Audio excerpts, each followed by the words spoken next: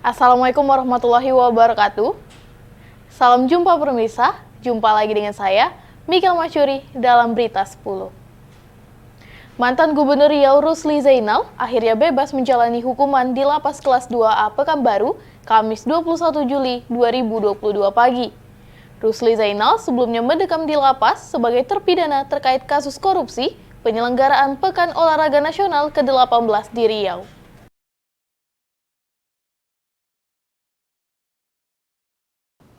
Dengan mengenakan kemeja putih dan celana berwarna hitam, Rusli Zainal keluar dari lapas dan langsung masuk ke dalam sebuah mobil berwarna hitam yang menunggu di depan gerbang pintu keluar. Tidak ada penyambutan khusus di lapas saat mantan Gubernur Riau Rusli Zainal bebas dari hukumannya. Sempat diminta wawancara oleh wartawan, namun Rusli Zainal tidak bersedia dan hanya melempar senyuman. Sebelumnya, mantan Gubernur Riau Rusli Zainal terpidana kasus korupsi penyelenggaraan Pekan Olahraga Nasional ke-18 di Riau akan bebas dari hukumannya di Lapas Kelas 2A Pekanbaru, Kamis 21 Juli 2022. Kepasti mengenai pembebasan Rusli Zainal ini berdasarkan hasil perhitungan masa hukuman dan setelah dicek kelengkapan berkas administrasi pembebasan bersyarat Rusli Zainal. Pembebasan bersyarat untuk Rusli Zainal bisa saja batal. Pembebasan bersyarat batal jika Rusli Zainal melakukan pelanggaran menjelang hari bebasnya tersebut. Sementara itu, Kepala Lapas Kelas 2A Pekanbaru Sabto Winarno saat dikonfirmasi mengungkapkan mantan orang nomor 1 di Bumi Lancang Kuning itu masa penahanannya sudah tak lama lagi. Rusli Zainal terjerat kasus korupsi penyelenggaraan Pekan Olahraga Nasional ke-18 di Riau. Ia juga terlibat penyalahgunaan wewenang terkait penerbitan Bagan Kerja Usaha Pemanfaatan Hasil Hutan, Kayu Hutan Tanam di Pelalawan dan Siak atas pengesahan Peraturan Daerah Nomor 6 Tahun 2010. Di Pengadilan Tipikor pada Pengadilan Negara Pekanbaru, hakim menghukumkan Rusli Zainal selama 14 tahun penjara. Ia juga diwajibkan membayar denda 1 miliar rupiah, subsidiar 6 bulan penjara. Rusli Zainal mengajukan banding ke Pengadilan Tinggi Riau. Pada 7 Agustus 2014, hukuman Rusli Zainal dikurangi menjadi 10 tahun penjara. Menurut Hakim, Rusli Zainal bukan aktor utama korupsi di kasus tersebut. Tidak terima, KPK mengajukan kasasi ke Mahkamah Agung. Hukuman Rusli Zainal kembali dinaikkan dari 10 tahun menjadi 14 tahun penjara. Masih mencari keadilan, Rusli Zainal mengajukan peninjauan kembali dan dikabulkan. MA dalam putusan PK-nya memangkas masa hukuman Rusli Zainal selama 4 tahun.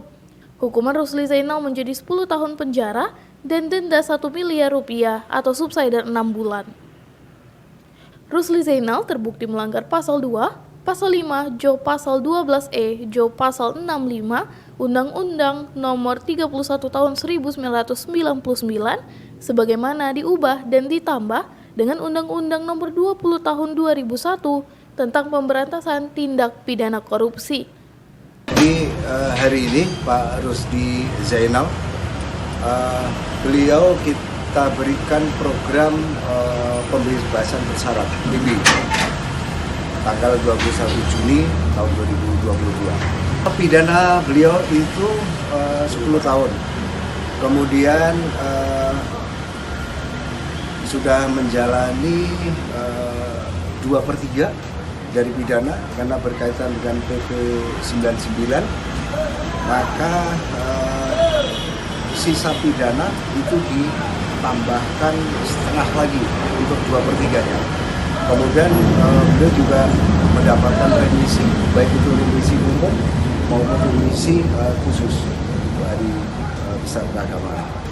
Jadi itu pembebasan bersyarat, namanya ini adalah percobaan. Artinya beliau ini masih percobaan untuk pembebasannya. Jadi kalau sekarang tanggal 21, maka nanti percobaannya itu bebas murninya itu tahun 2023, sekitar bulan November, bulan November tahun 2023. itu baru nanti masa percobaannya berakhir. Jadi setelah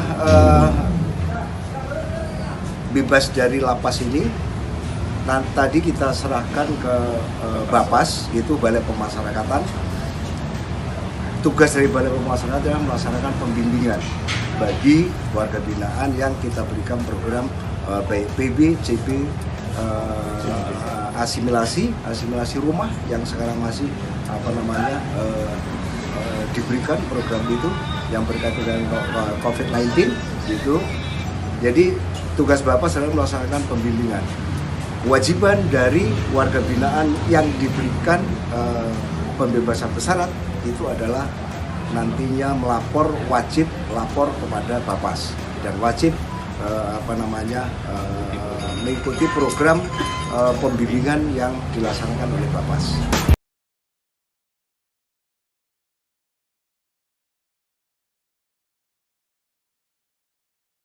Tim Riau Raya TV melaporkan.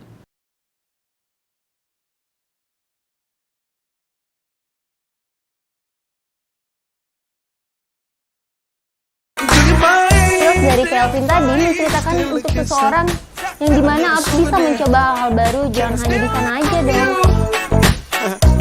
Kali ini dengan judul lagu Out dari Glass.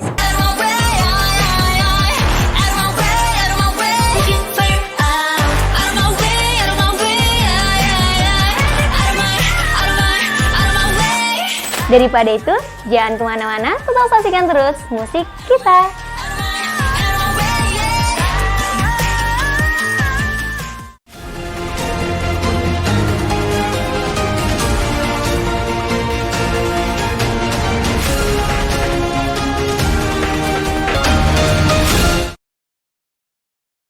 Heboh, video yang memperlihatkan jembatan bobrok di Kabupaten Inhil Riau menjadi viral di media sosial.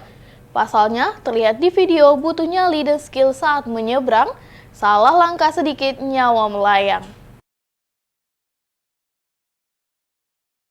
Tak hayal unggahan video itu, video jembatan yang sangat rusak parah itu, yang menurut informasinya berada di Desa Igal, Kecamatan Mandah, Kabupaten Indragiri Hilir, Riau, mendapat respon luar biasa dari para netizen. Terlihat dalam tayangan, dua pengendara motor yang berboncengan dengan hati-hati melintas di atas jembatan penuh lubang. Kedua wanita tersebut dengan berani melewati sebuah jembatan. Jembatan tersebut berdiri di tengah-tengah perairan hutan bakau. Terlihat sisi kiri dan kanan jembatan tidak memiliki pembatas dan penerangan. Parahnya, badan jembatan yang terbuat dari kayu dan semen itu terlihat berlubang-lubang. Hanya sebagian yang utuh, itu pun sudah di bagian ujung. Jika tak hati-hati saat melintas, tak pelak bakal terperosok ke lubang dan bisa ditebak kendaraan bakal terjebur ke perairan hutan bakau. Jembatan maut di Inhil Riau yang viral, salah langkah sedikit langsung beda alam. Terlihat juga penghubung jembatan juga terputus dan dipasang menggunakan kayu seadanya. Padahal jembatan maut itu merupakan penghubung antar desa di wilayah itu. Perekam video mengatakan bahwa selain butuh keahlian khusus, melewati jembatan sakaratul maut itu juga harus banyak-banyak berdoa. Pasalnya, salah langkah sedikit, nyawa menjadi taruhannya. Sementara, terkait dengan viralnya video tersebut, Kepala Desa Igal Kandar ketika dikonfirmasi membenarkan bahwa video jembatan rusak itu memang di lokasi desanya. Menurutnya, memang benar jembatan rusak di video itu lokasinya berada di Desa Igal, Kecamatan Mandah. Dan jembatan jalan tersebut merupakan jalan provinsi yang sudah hampir 5 tahun mengalami kerusakan tanpa adanya perbaikan. Bahkan setiap tahun untuk perbaikannya diajukan namun tak kunjung diperbaiki. Memang kalau kita dengar jembatan Maut ini agak ekstrim betul lah bunyinya ya. Memang kondisi jembatan ini kita sudah jauh-jauh hari sudah melakukan tindakan perbaikan, tindakan fungsional.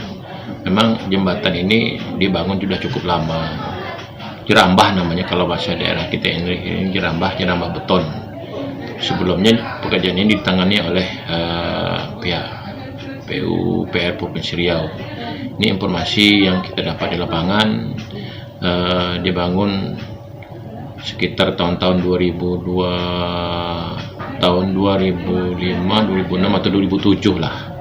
Memang cukup lama sekali umurnya, sehingga jembatan Jerambahan pun cukup panjang, lebih kurang hampir 900 meter panjangnya dengan lebar 3,5 meter.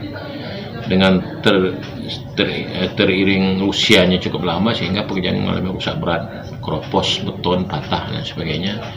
Nah, kita dari Kabupaten Indragiri Hilir, kami telah diperintah jauh-jauh hari pun dari perintah Bapak Bupati Kabupaten Indragiri Hilir menginventarisasi terutama pekerjaan-pekerjaan yang sudah mengalami rusak berat, khusus untuk jembatan Jerambah Igal di Kecamatan Mandah ini. Kita sudah melakukan hari kemarin, langsung turun ke lapangan melakukan perbaikan-perbaikan untuk fungsional.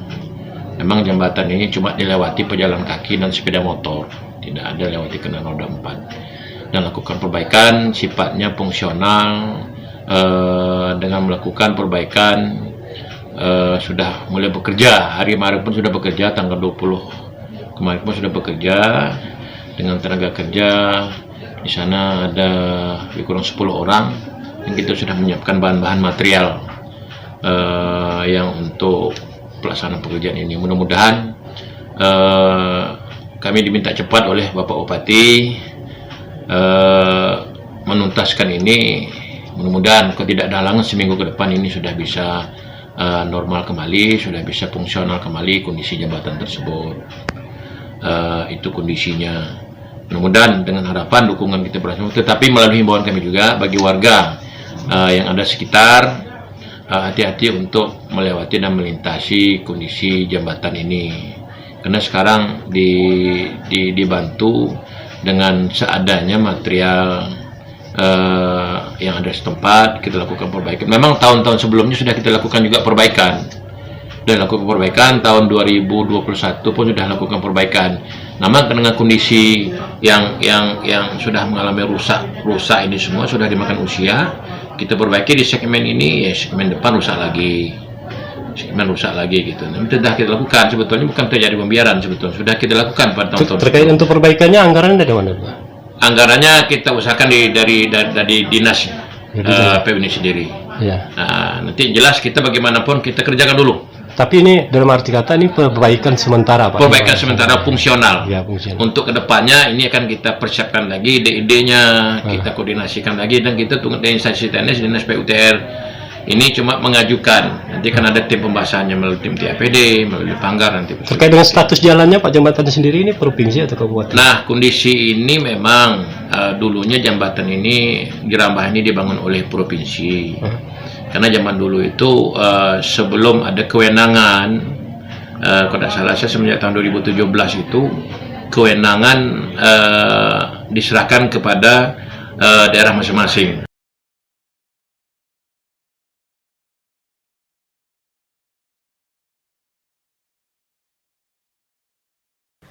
Dari Indragiri Hilir, Superto, Tim Riau Raya TV, melaporkan.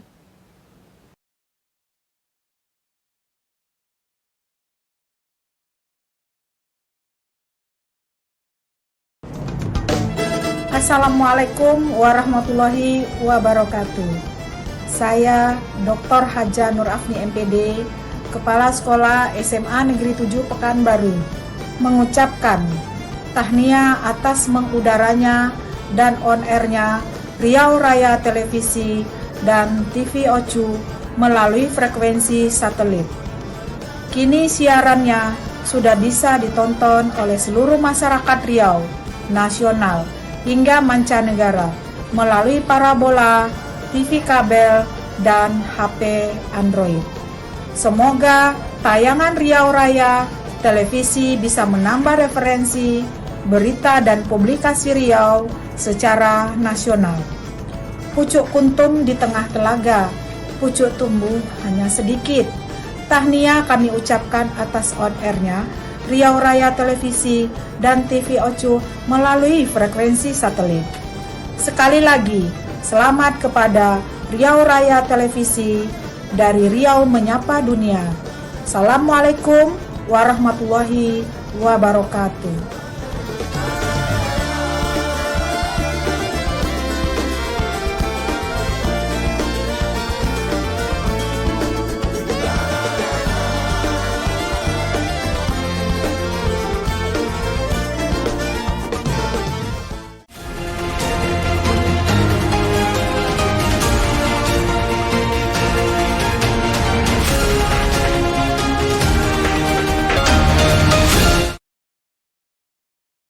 sekolah menengah atas dan sekolah menengah kejuruan di Kuansing memulai tahun ajaran baru 2022 hingga 2023. Mulai tahun ini, sekolah sudah menerapkan kembali belajar full day atau proses belajar mengajar yang dilakukan mulai pukul 7.30 hingga 16 waktu Indonesia Barat. Pelaksanaan pembelajaran sistem full day atau sekolah sampai sore sudah dilaksanakan di seluruh sekolah tingkat SMA dan SMK di Kuansing. Seperti yang dilaksanakan oleh SMK Negeri 2 Teluk Kuantan, Kabupaten Kuantan, Singingi, Riau, Arman Yulis selaku kepala sekolah menyebutkan sistem full day yang dijadwalkan masuk dari jam 7.30 waktu Indonesia Barat sampai pukul 16 waktu Indonesia Barat. Ia mengaku ini pembiasaan lagi bagi siswa dan guru dengan sistem full day sekolah ini karena sudah 2 tahun lebih sekolah tidak melaksanakan belajar full day karena pandemi COVID-19. Maka tahun ajaran baru ini kembali dimulai. Meskipun kantin sekolah sudah buka, para siswa dihimbau untuk membawa bekal dari rumah agar bisa mengatur keseimbangan gizi makanan masing-masing. Baik, Assalamualaikum warahmatullahi wabarakatuh. Kami SMK Negeri 2 Teluk Kuantan, kami sebagai kepala sekolahnya ingin menginformasikan pada kita bersama bahwa kegiatan belajar mengajar di SMK 2 Teluk Kuantan pada tahun pelajaran 2022-2023 telah dilaksanakan mulai hari Senin kemarin, tepatnya tanggal 18 Juli 2022. Kemudian kegiatan 1 jam pelajaran 40 menit, sehingga kegiatan kami mulai pukul 7.30 sampai dengan pukul 4 sore. Kemudian sebelumnya ada kegiatan literasi pembiasaan, sehingga anak-anaknya diharapkan sudah di sekolah mulai pukul 6.15. 6.15 kegiatannya adalah peduli lingkungan. Mereka dibagi dengan peta lingkungan untuk membersihkan lokasi yang ada di sekolah kita. Kemudian kegiatan ini dimulai pukul 6.15 sampai 6.55. 6.55 mereka kumpul di halaman tengah, diberikan semacam literasi pembiasaan. Hari Senin memang kita pakai untuk kegiatan upacara bendera. Tapi kalau hari Selasa kita itu bersama-sama di halaman tengah bacaan sholat atau gantian untuk Selasa yang kedatangan biasa bacaan bersama. Kemudian hari Rabu nanti jam 6.55 sampai 7.30 itu menampilkan bahasa asing. Boleh mungkin bahasa Mandarin, bahasa Jepang, bahasa Inggris, bahasa Arab, dan lain sebagainya sesuai dengan kemampuan kelas masing-masing. Arman Yulis berharap dengan sudah ditarafkannya pembelajaran secara full day, tentunya proses belajar mengajar akan lebih efektif dan materi tersampaikan dengan baik.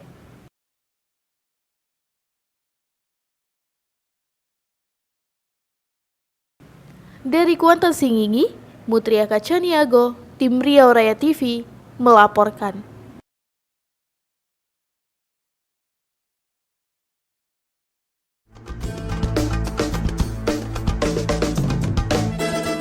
Assalamualaikum warahmatullahi wabarakatuh. Saya Fitrah Dayun, Ketua Forum Wartawan Legislatif DPRD Riau, mengucapkan selamat dan sukses atas mengudaranya Riau Raya TV dan TVOCU. Dari Riau menyapa dunia. Kini Riau Raya TV dan TVOCU sudah dapat ditonton di seluruh Indonesia, bahkan di seluruh penjuru dunia melalui satelit, TV kabel, parabola, dan Android. Wassalamualaikum warahmatullahi wabarakatuh.